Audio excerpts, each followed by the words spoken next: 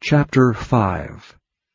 And they came over unto the other side of the sea, into the country of the Gadarenes. And when he was come out of the ship, immediately there met him out of the tombs a man with an unclean spirit, who had his dwelling among the tombs, and no man could bind him, no, not with chains, because that he had been often bound with fetters and chains, and the chains had been plucked asunder by him, and the fetters broken in pieces.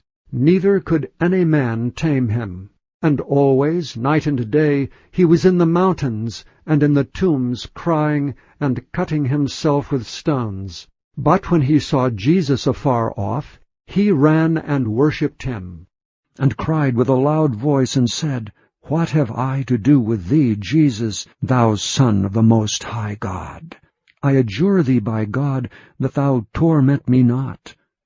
For he said unto him, Come out of the man, thou unclean spirit. And he asked him, What is thy name?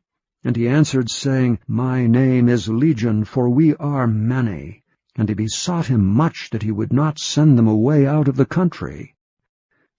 Now there was there nigh unto the mountains a great herd of swine feeding. And all the devils besought him, saying, Send us into the swine, that we may enter into them. And forthwith Jesus gave them leave. And the unclean spirits went out, and entered into the swine. And the herd ran violently down a steep place into the sea.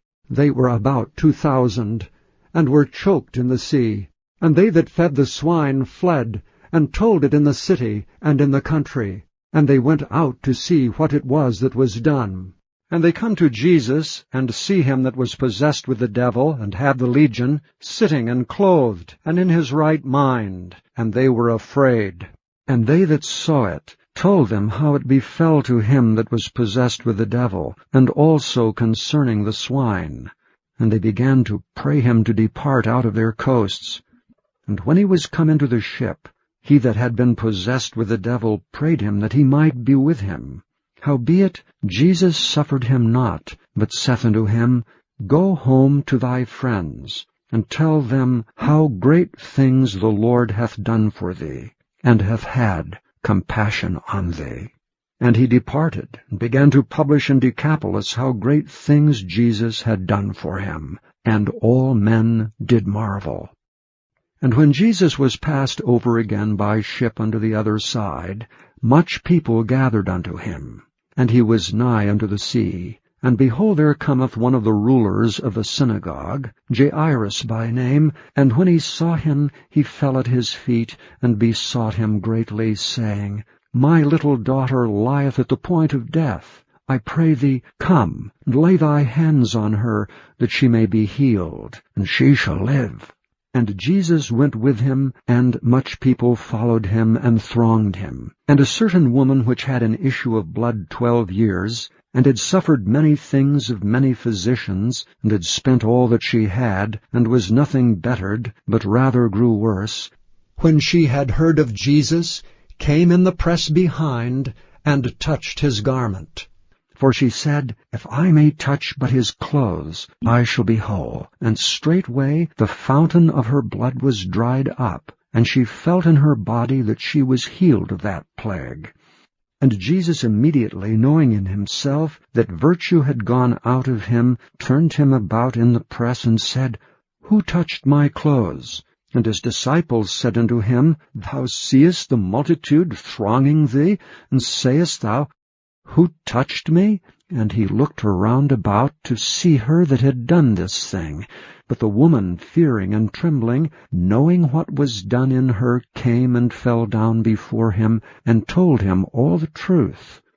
And he said unto her, Daughter, thy faith hath made thee whole. Go in peace, and be whole of thy plague.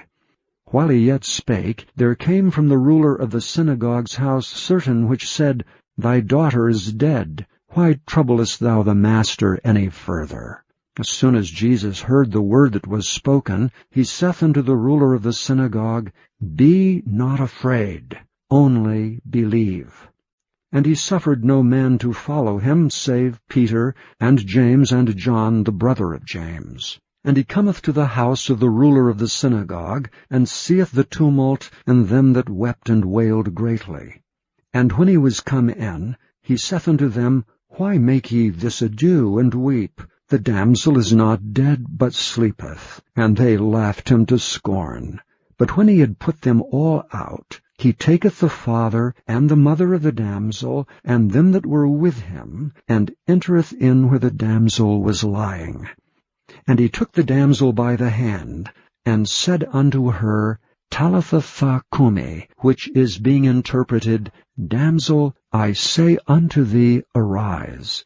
And straightway the damsel arose and walked. For she was of the age of 12 years, and they were astonished with a great astonishment. And he charged them straitly that no man should know it, and commanded that something should be given her to eat.